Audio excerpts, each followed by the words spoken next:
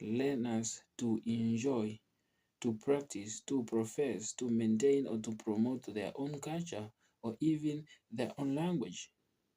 The language that means mother tongue, tradition, their traditional cultural values, or religion. So you cannot restrict your learners uh, to do all the things, especially when it's come to culture here. You can during culture, you cannot even the culture events or that topic when you're teaching culture, and you come to the point that learners must come wearing attires of their own culture. You cannot just force them to wear, uh, for example, you are a teacher, or and then you are a hero teacher, and then you are forcing your learners to put or to wear a hero attires. So it's not allowed. Let them enjoy their own cultures. Let them profess. Let them maintain it and promote it. So it's very very important. And don't forget, you as a teacher need to be what, inclusive. You need to do inclusivity in your classroom. You need to incorporate um, education for all, and you need to be careful with cultural sensitive. You need to be cultural sensitive. Let's move on to Article 20, same chapter. It is chapter 3, Article 20, education. Okay, let's have a look. It says all persons have the right to education. Everyone have the right to go to school. Everyone have the right to be educated. Number 2, it says what? Primary education shall be compulsory, and the state shall provide reasonable facilities to render effective. So it's the primary education, it need to be compulsory, and then the state. So it's now the rights for the state to provide what? Reasonable facilities. But sometimes the government is also failing, because you can find people or learners who are being taught under shacks. It's something that the government is also failing here. Okay, so government is failing here. Okay, by establishing and maintaining state schools at which primary education will be provided free of charge. So education is in a primary sector. So education is provided free of charge. Children shall not be allowed to leave the school until they've completed their primary education.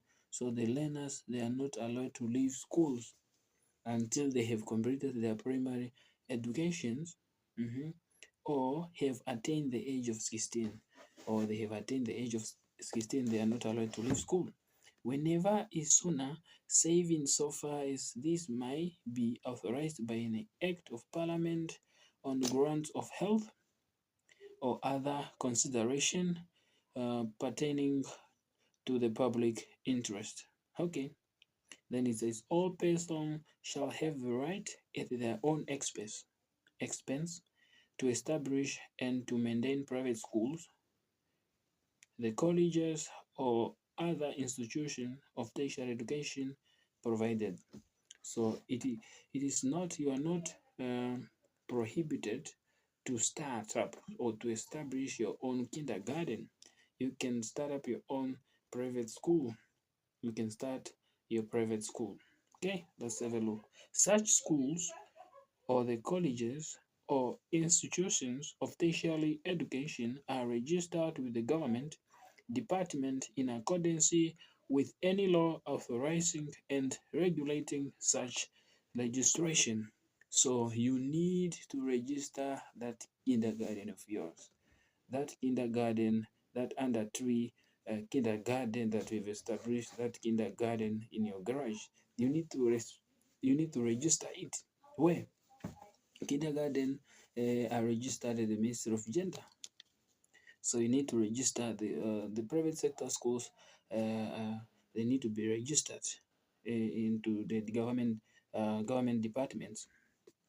The standard maintained by such schools or the colleges or institutions or of tertiary education are not inferior to the standards maintained in comparable schools, the colleges or institutions of tertiary education funded by the state. So you cannot compare a government school with a private school. Sometimes a government school can have a good facility compared to a government school, or a government school can have so there's no need to compare here. And it says no restrictions of whether nature are imposed with respect of the admission of children based on race, color, or creed. So every learner, every children have the right to be admitted, whether in a private sector school or in a government school, unless in the private sector school the guardian or the parents cannot afford. But in the government school where education is for free, so every learner, every child have the right to be what? To be admitted, regardless their race, color, or creed. Okay, no restrictions of whatever nature are imposed with respect to the recruitment of staff based on race or color. So there are no restrictions on nature. There are no restrictions of whatever nature are imposed with respect to the recruitment of staff. A staff is a member based on a race. So when you go to that interview and then you know that uh, you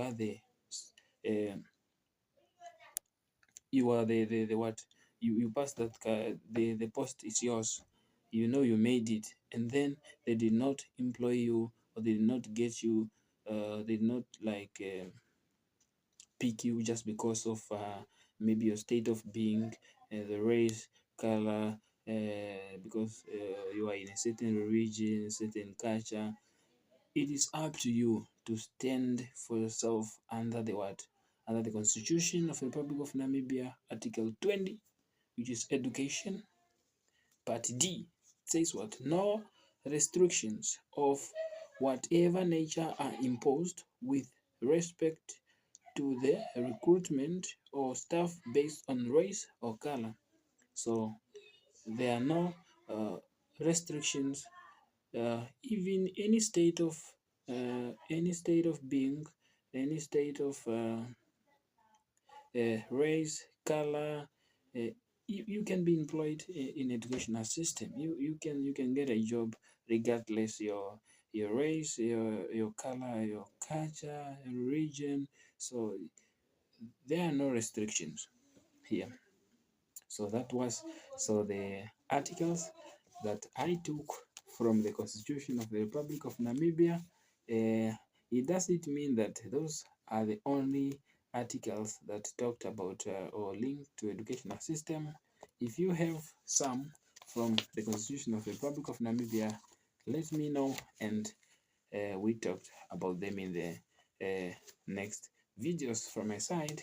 Thank you for watching, and thank you for your time being with me in this video. Bye bye.